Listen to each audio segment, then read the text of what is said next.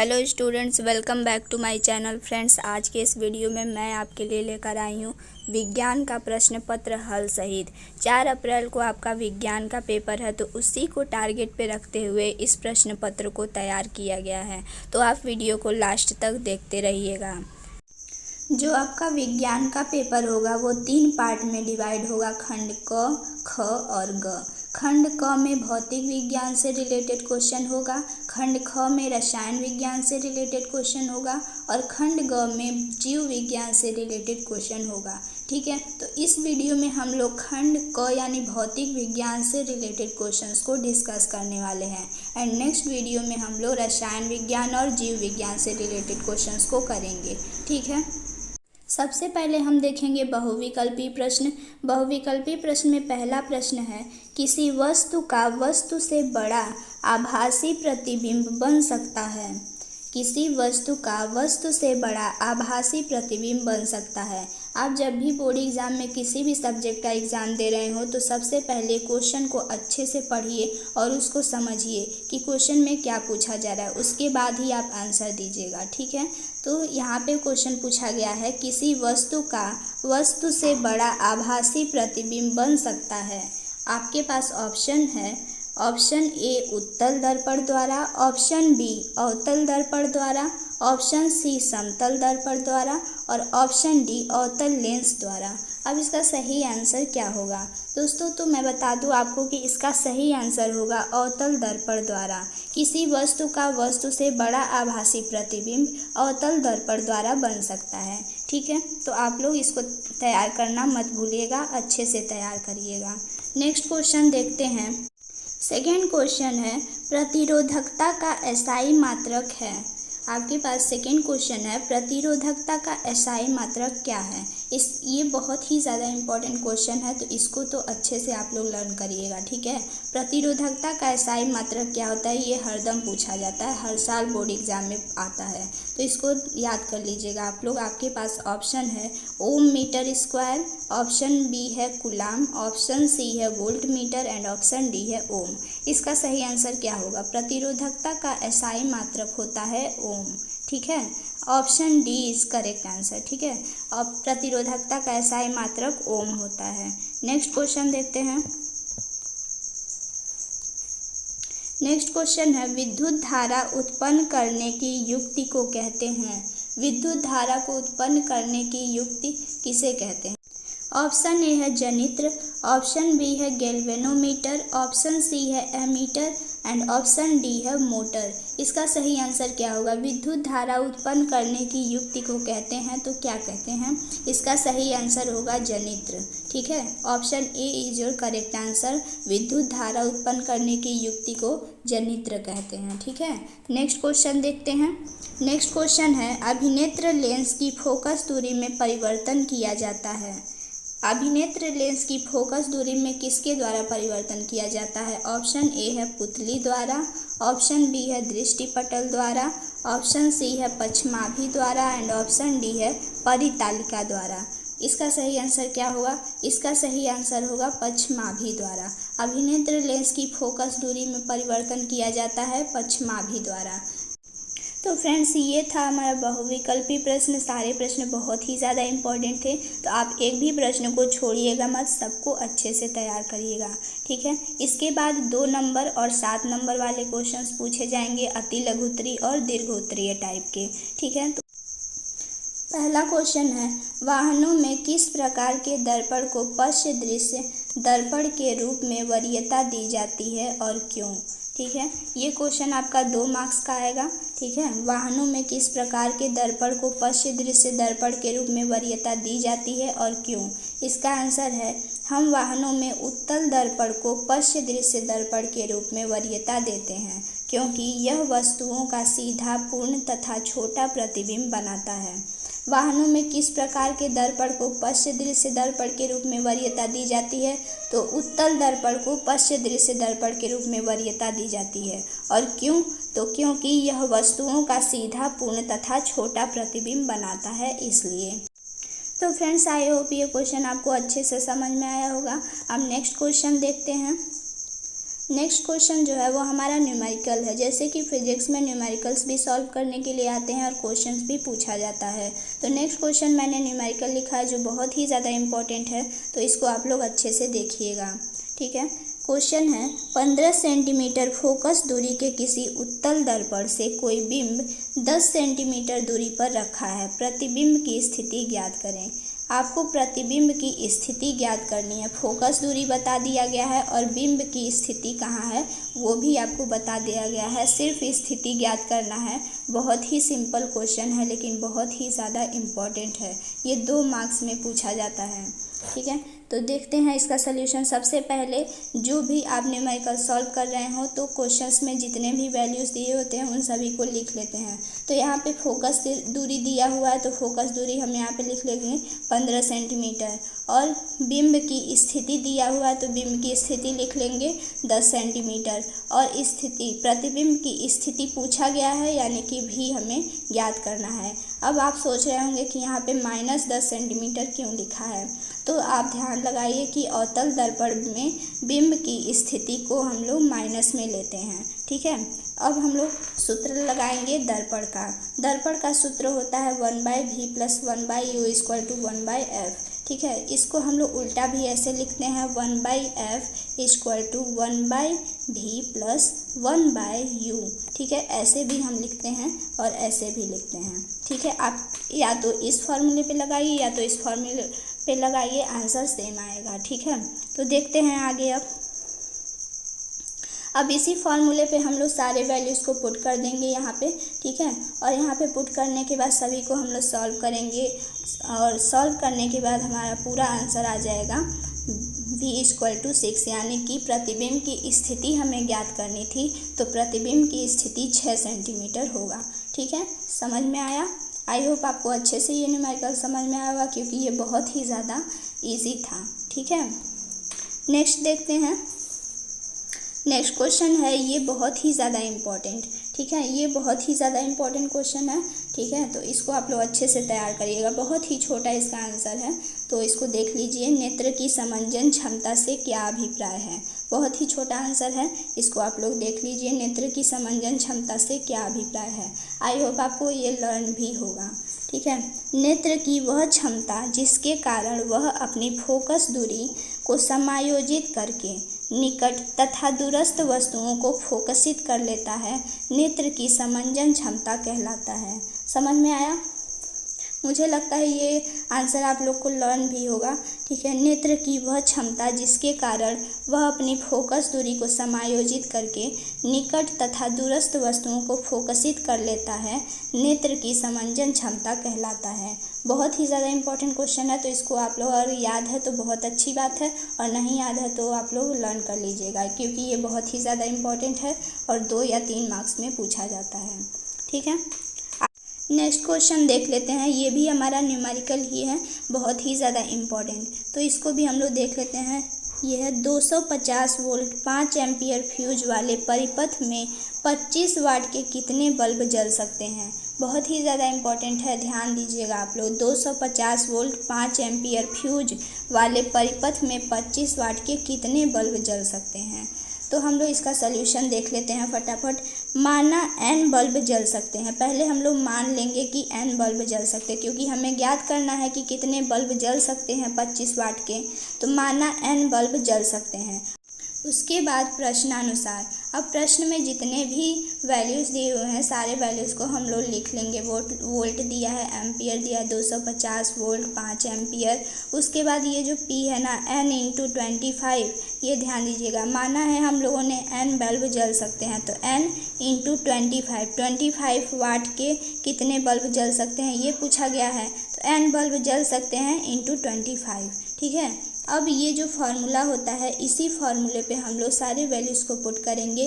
P हमारे पास है n × 25, तो n × 25 हमने लिख दिया। उसके बाद V है, तो V हमारे पास 250 वोल्ट है तो 250 हमने लिख दिया। उसके बाद I तो 5 एम्पियर है तो 5 हमने लिख दिया। उसके बाद n यहीं रहने देंगे और 25 जो है इधर मल्टीप्लाई में है तो जब इधर आएगा तो डिवाइड में हो जाएगा। ठीक है, अब इसको जब हम लोग सॉल्व करेंगे तो हमारे पास कुल आंसर आएगा 50। ठीक है, अब 50 बल्ब जल सकते हैं, ये हमारा पूरा कंप्लीट आंसर है।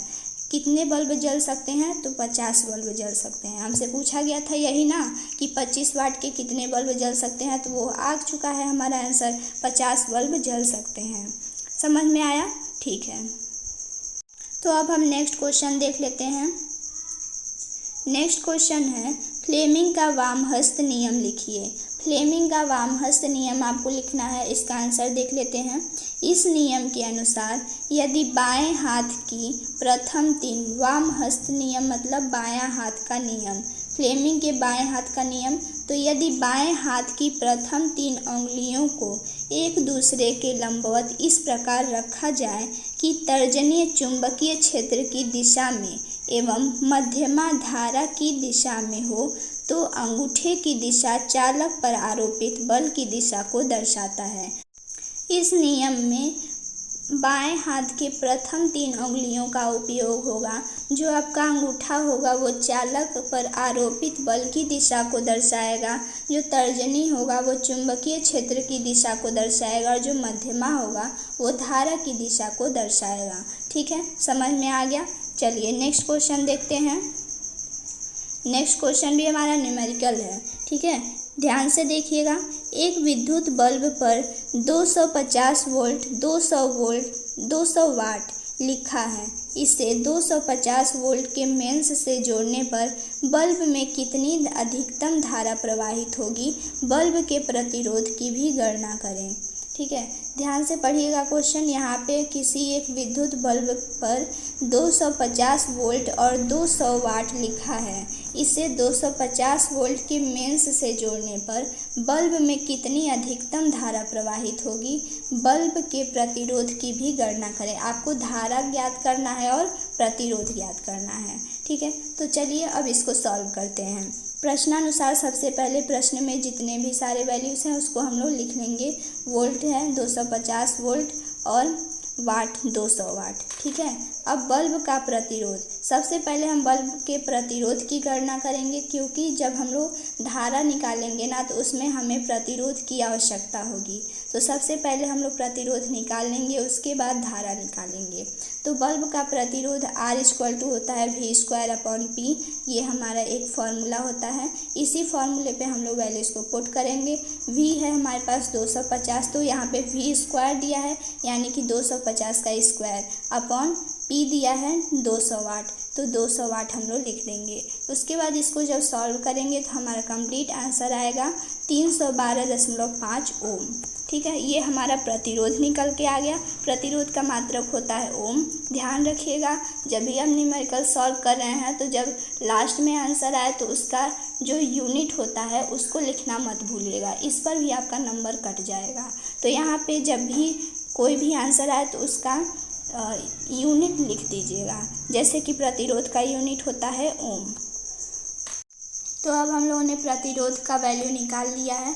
अब हम लोग निकालेंगे धारा, कितनी अधिकतम धारा प्रवाहित होगी ये हम लोग निकालेंगे। 250 वोल्ट के मेंस से जोड़ने पर बल्ब में अधिकतम धारा I होता है V/R। धारा जब भी निकालने के लिए बोले तो हम लोग इसी फॉर्मूले का यूज़ करेंगे, I V/R।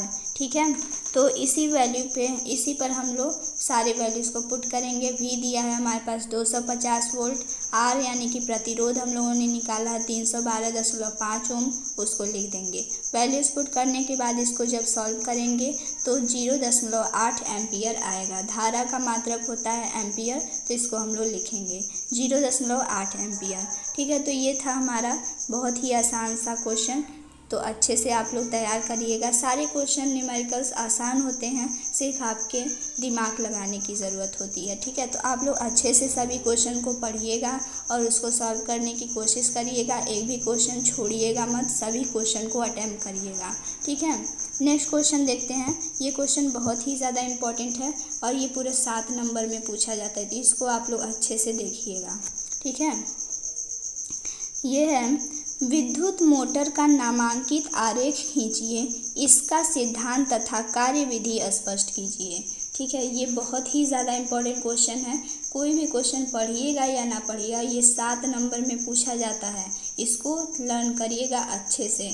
चित्र विद्युत मोटर का और विद्युत जनित्र का, दोनों का चित्र बनाना आप लोग अच्छे से प्रैक्टिस कर लीजिएगा, अच्छे से देख लीजिएगा कि कैसे विद्युत मोटर का चित्र बनता है और कैसे विद्युत जनित्र का चित्र बनता है। फिजिक्स में ये दोनों क्वेश्चन आप लोग एकदम अच्छे से तैयार करिएगा।